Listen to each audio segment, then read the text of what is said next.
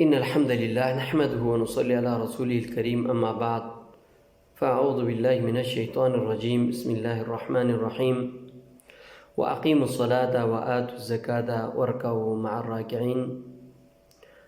وعن عبد الله بن عمر رضي الله عنه قال رسول الله صلى الله عليه وسلم بني الإسلام على 5 شهادة أن لا إله إلا الله وأن محمدا رسول الله وإقام الصلاة وإيتاء الزكاة والحج وصوم رمضان رواہ البخاری.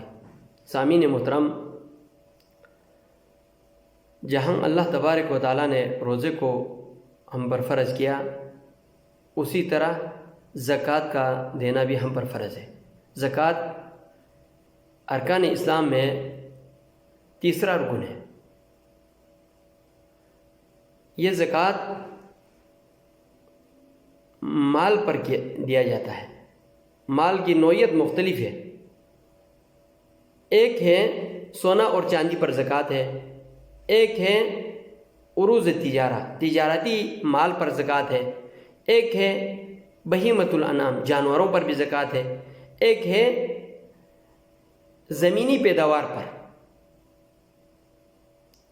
آج ہم بات کریں گے سونا اور چاندی کے بارے میں، کیونکہ اس سونا اور چاندی کا بدیل ہمارے زندگی میں چلتے ہیں کرنسی کے شکل میں. کسی کے پاس ڈالر ہے، کسی کے پاس روپیہ ہے، کسی کے پاس ٹکا ہے، کسی کے پاس ریال ہے، کسی کے پاس دینار ہے، کسی کے پاس جنیں ہیں. یہ کرنسی ان دونوں کا بدیل ہے. سونا اور چاندی کا نصاب الگ الگ ہے. سونے کا نصاب جس آدمی کے پاس سونے کی مالیت 85 گرام ہو، یعنی 7.5 تولہ ہو، اس پر زکوٰۃ فرض ہے. اس میں 2.5% نکالنا ضروری ہے. اگر کسی کے پاس چاندی کا نصاب 595 گرام چاندی ہو، یعنی 52.5 تولے کے برابر اس کے پاس چاندی ہو، تو اس پر زکوٰۃ واجب ہو جاتا ہے. اس میں سے 2.5% نکالنا ضروری ہے. اب اس کا بدیل روپیہ پیسہ ہے کسی بھی کرنسی میں. اب انہی قیمتوں کو آپ برابر کر لیں.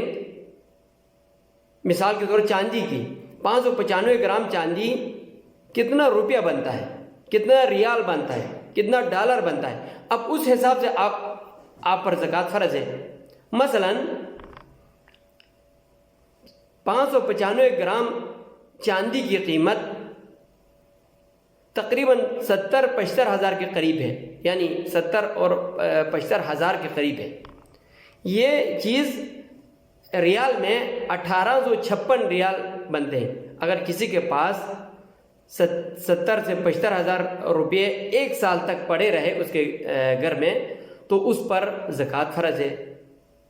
اسی طرح کسی کے پاس 1856 ریال سال بھر اس کے پاس پڑے رہے، بینک میں ہو، اس کے جیب میں ہو، یا اس کے گھر میں ہو، کہیں بھی اس کی ملکیت میں ہو، تو اس پر زکوٰۃ فرض ہے. اس پر 2.5% زکوٰۃ ہے. اب 2.5% عروب العشر کہا جاتا ہے.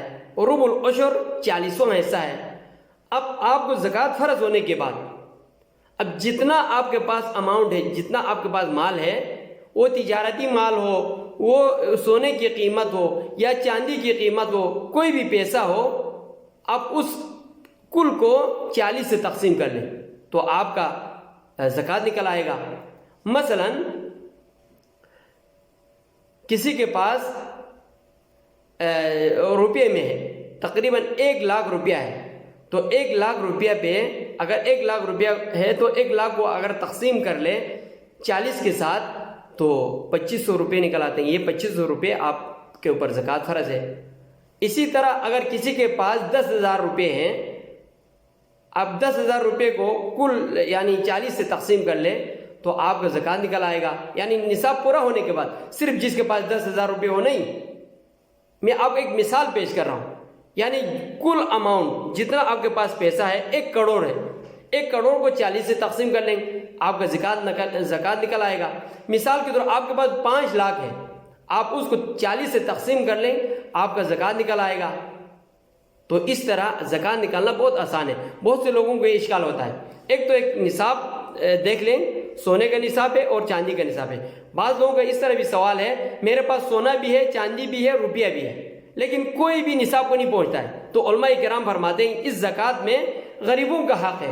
یہ امیر لوگ اگر احسان جتلائے تو اس کا احسان جتلانے کا کوئی حق نہیں ہے. اس روپے میں، اس پیسے میں، اس سونا چاندی میں ان غریبوں کا بھی حق ہے. یہ اللہ نے لکھا ہوا ہے، تو ہر حال میں ان غریبوں کو دینا ہے. اب اسی میں آپ جتنا آپ کے پاس قیمت ہے اس کو 40 سے تقسیم کر لیں، زکوٰۃ نکل آئے گا. تو اس میں کوئی بڑے اشکال والی بات نہیں ہے. بہت سے لوگوں کا یہ خیال ہے کہ سونا بھی ہے، چاندی بھی ہے، روپیہ بھی ہے، کوئی نصاب کو نہیں پہنچتا. تو علماء کرام نے فرمایا یہ ان میں غریبوں کے لیے حق ہے، ہر حال میں غریبوں کو دینا ہے. اب اگر آپ اس طرح غریبوں کو نہ دے تو یہ غریب کیا کھائیں گے؟